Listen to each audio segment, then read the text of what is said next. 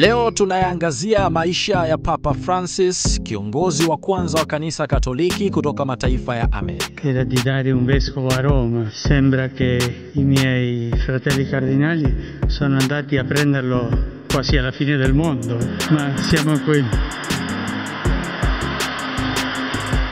Huyu alizaliwa mjini Buenos Aires, Argentina, Desemba 17 mwaka 1936 na kufariki Jumatatu ya Pasaka, yani Aprili 21 mwaka 2025. Yeye alipewa jina la Jorge Mario Bergoglio. Baba yake Mario alikuwa mhasibu katika shirika la reli nchini humo. Mama yake pia alikuwa ni mama wa nyumbani akishughulika zaidi na kuwalea watoto 5 katika familia yao. Ujanani, Papa Francis alipenda sana kandanda na aliwahi pia kufanya kazi za kawaida kabisa kama vile kuwa mlinzi katika jumba la starehe, na katika shughuli zake za kidini kuna wakati viongozi wa kisiasa wa Argentina walimtaja kama mpinzani wao kisiasa. Si jambo la kushangaza.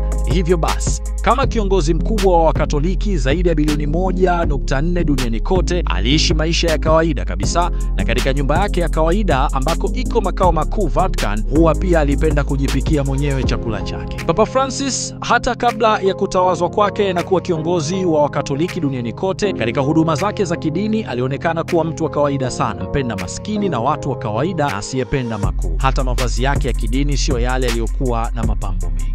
Hii ni kutokana na kwamba yeye ni miongoni mwa watu wa huduma waliojulikana kama Wajesuit. Wafuasi wa huduma hii ni wakasisi waliojitolea kuishi maisha ya umasikini na kuwahudumia zaidi masikini na wasiojiweza miongoni mwa jamii. Kabla ya kuingia katika shughuli za kidini na hatimaye kujiunga na chuo cha mafunzo ya kidini, kiongozi huyu aliwahi kufanya kazi katika maabara na pia kama mlinzi katika jumba moja la starehe huko Argentina, na baadaye akiwa na umri wa miaka 33 alitawazwa na kuwa kasisi wa kanisa la Katoliki. Hatimaye alipanda na kuwa askofu wa jimbo la Buenos Aires mwaka 1993, na miaka mitatu baadaye Papa John Paul wa pili alimtawaza kuwa kardinali. Alipokuwa kardinali, serikali za Rais Néstor Kirchner na mrithi wake Cristina Fernández de Kirchner zote zilimuona kiongozi huyu wa kidini kama mpinzani wao wa kisiasa. Tangu enzi hizo hadi umauti unamfika, Papa Francis misimamo yake ilikuwa ni kwamba ukimfuata Kristo lazima ufahamu kuwa kuwanyanyasa watu au kuwanyima haki zao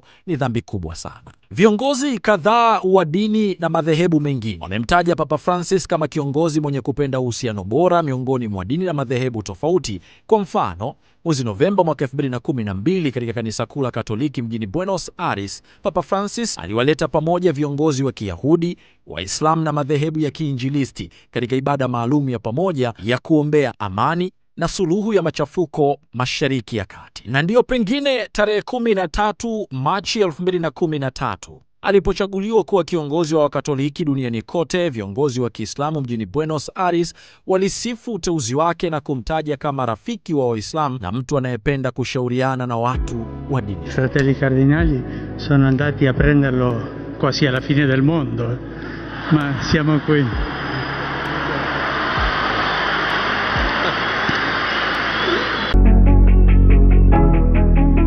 ST Bongo, nyumbani kwanza.